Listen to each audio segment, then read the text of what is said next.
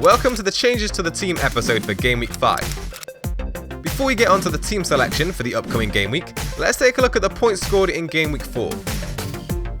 At the back, a late goal from Callum Wilson ruined the double West Brom clean sheets, as Bournemouth took the 1-0 victory. Leighton Baines gave the defence a boost this week though, keeping a clean sheet in the Monday night fixture against Sunderland, whilst also taking 2 bonus points. The midfield was a big disappointment this week, as 3 of the 4 players blanked.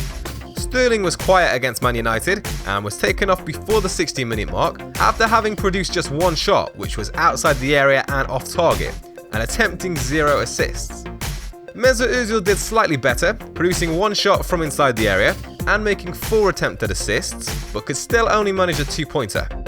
Eden Hazard had a relatively quiet game against Swansea and only produced 2 attempts on goal, with 1 hitting the target. The Belgian also produced 4 attempted assists, however.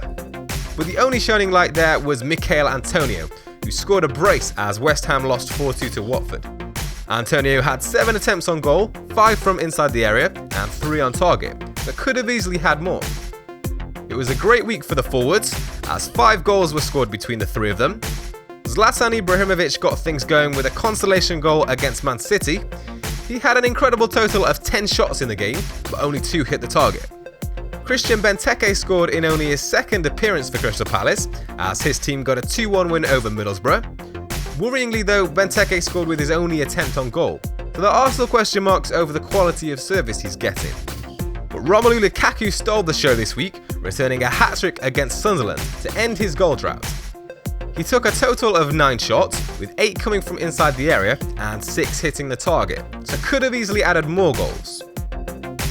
So it was a solid score of 61 in the end, mainly thanks to Lukaku, and that seen me shoot up the ranks from around 400k to around 124k.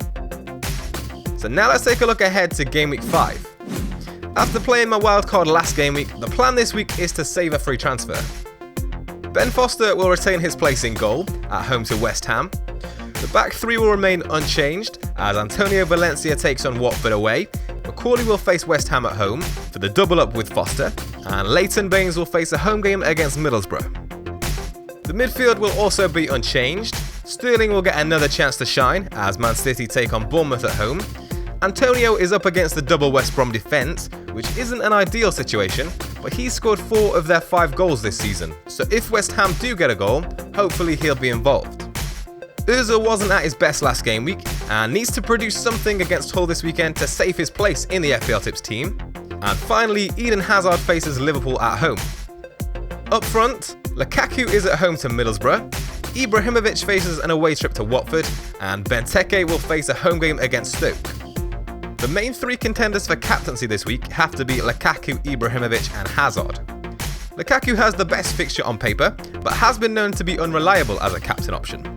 Hazard has a tendency to be far better at home than away, so he could do well this game week, but for now Ibrahimovic has the armband, ahead of Man United's away trip to Watford.